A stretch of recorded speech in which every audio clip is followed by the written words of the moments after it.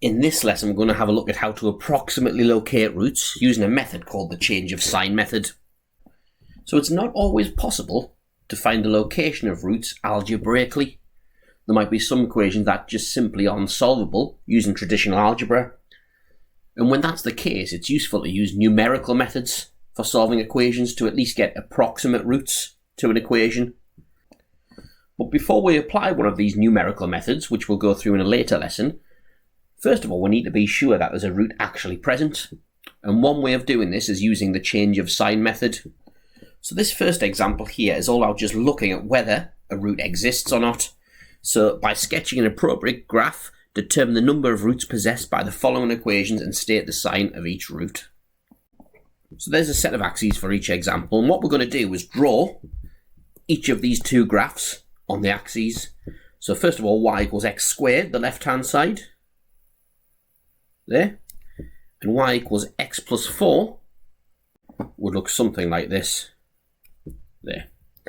So I can see from this now that there are two roots to this equation. One here and one here.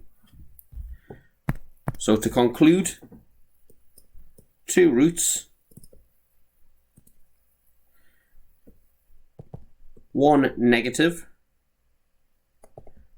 which is that root there, it's a negative x value, and one positive, which is that one there because it's a positive x value. So it's all about just knowing the shapes of the graphs to know whether we can apply a particular numerical method, which we're going to go through next lesson. Next one. X cubed equals 2 minus x. Well, y equals x cubed looks like that with a stationary point at the origin. And 2 minus x would look something like this. And I can see that this only has one root, which is positive. So one root, and it's positive, and it's there. So let's move on a step now, develop on this, and actually have a look at what the change of sign method is. So the theory behind the change of sign method is that when we're solving an equation of the form f of x equals 0, let's say that's the curve of y equals f of x, then f of x equals 0 there. So if we evaluate the function slightly to the left and slightly to the right of the root, we'll get one negative value and one positive value of y, because across the axis it's gone from negative to positive. So taking these examples here, use the change of sign method to show that the following equations have a root in the given interval. So cos x minus sin x equals 0 in the interval 0.78 to 0.79. And we'll always assume radians unless told otherwise. So in this case, our f of x that we're trying to solve equals cos x minus sin x. And that's equal to 0. So the change of sign method will work. So what I'm going to do is find f of 0.78, which is equal to, so 0.78, check I'm in radians, yes I am, and the context of this question suggests that it's radians. It would say degrees otherwise, so the standard measure of an angle at this point is radians. So 0.78, so let's do cos of answer, take sine of answer, which is equal to 7.63 times 10 to the negative 3. So equals 7.63 times 10 to the negative 3, which is bigger than 0. Now let's do f of 0.79. And hopefully, if the change of sign method works, then that should be negative.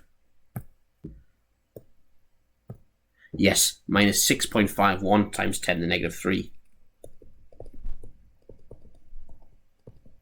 Which is less than 0. And the conclusion in these questions is very, very important. So, change of sign. Since function is continuous, in the interval 0.78, 0.79, then a root must lie in this interval. And that's a really important point, because if the function wasn't continuous, if there was a break, then a change in sign might not lead to a root. So what I'm going to do is go through and one more example on this, then I'll illustrate why the function must be continuous. So this next example, a little bit of a twist to it because it doesn't equal 0. However, we can make it equal 0. So f of x in this case, if we rearrange this a little bit, equals x cubed minus x squared minus 3. It must equal 0 on the right hand side if we're to be able to use the change in sign rule.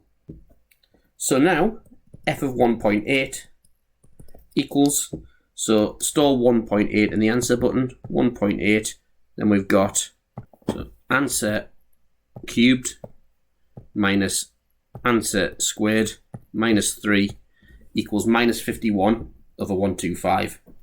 Minus 51 over 125, which is less than 0.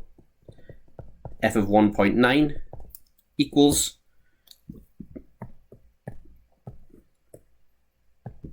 (249 over 1,000), which is bigger than 0. And again, change of sign. Since function is continuous in the interval 1.8, 1.9,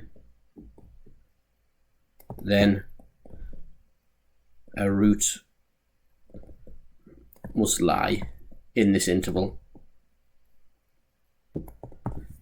And there's the conclusion. So now I promised you that we'd have a look at why we're right it must be continuous in this interval. And to explain, I'm going to use this graph here. Y equals f of x. So let's say I try and do the change of sign method to find the roots. Well, actually there aren't any roots here. We can see there aren't any because it's got asymptotes instead of roots. So if I now evaluate f of x there and f of x there, one's going to be positive, one's going to be negative, so I'm going to get a change of sign. However, there is no root, so in this instance, because the function's not continuous, there's a break in the function here where it jumps from being positive to negative. So because the function is non-continuous, the change of sign method fails. So have a go now at the worksheet, do some examples, and check the answers as you go.